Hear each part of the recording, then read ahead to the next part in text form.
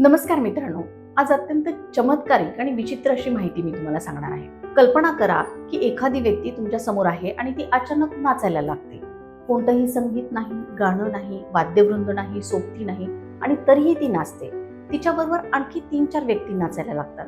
ती सतत नाचतायत आणि नाचता नाचता त्यांचा मृत्यू होतोय।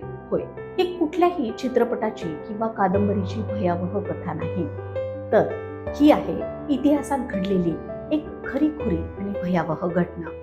सन 1518 फ्रान्समधील स्ट्रासबर्ग हे शहर, 14 जुलैचा दिवस। फ्राऊ ट्रॉफिया नावाची महिला आपल्या घरातून बाहेर पडली आणि अचानक रस्त्यावर नाचू लागली। कोणतंही गाणं नाही, संगीत नाही, वाद्यवृंद नाही, तरीही ती नाचते। तिला असं नाचताना बघून लोक तिला वेडी समजायला लागले, तर काही लोकांना वाटलं की तिने नशा केली। ती नाचत राहिली। दिवस संपला, रात्र आली, तरीही ती नाचतच राहिली। नाचत नाचत बेशुद्ध पडली। विशेष म्हणजे ती जेव्हा शुद्धीवर आली तेव्हा ती परत नाचू लागली। काही दिवसांनी हा प्रकार इतर व्यक्तींच्या बाबतीतही पाहायला मिळाला। रस्त्यावर, चौकात माणसं कारण नसताना नाचू लागली। ऑगस्ट पर्यंत ही संख्या 100च्याही वर गेली। जिकडे पाहाल तिकडे माणसं नाचत होती। नाचून नाचून त्यांचे पाय सुजले, काहींना हार्ट अटॅक आला, तर काहींचा थेट मृत्यू झाला। तरीही यांचं नाचणं मात्र थांबलं नाही। या प्रकाराने डॉक्टरही गोंधळले।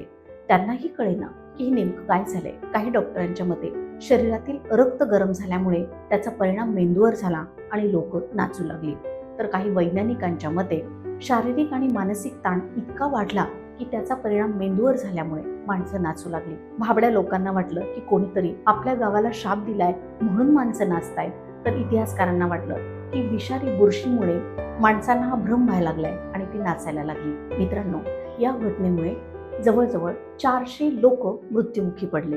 या आजाराला डान्सिंग प्लेग असं नाव दिलं गेलं। कोरोनाच्या महामारीमध्ये आपण अनेकांना मृत्युमुखी पडताना पाहिले।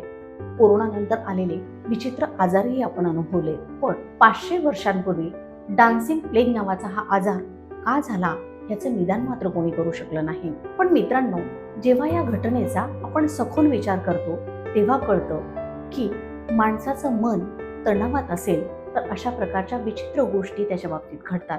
आणि अशा विचित्र आजारांना जर आपल्याला सामोरं जायचं नसेल तर आपल्याला हा ताण बाजूला सारावा लागेल।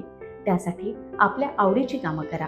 आठवड्यातून काही क्षण आपल्या मित्रमैत्रिणींसोबत घालवा, नातेवाईकांसोबत घालवा। जी गोष्ट आवडेल अशा गोष्टी करा, आपले छंद जोपासा, जेणेकरून या धकाधकीच्या जीवनात तुम्ही कुठल्याही ताणतणावाला सामोरे जाणार नाही आणि अशा प्रकारच्या कुठल्याही विचित्र आजाराला तुम्हाला सामोरं जावं लागणार नाही। मग मित्रांनो, कसा वाटला आजचा हा व्हिडिओ हे कमेंट बॉक्समध्ये आम्हाला नक्की कळवा।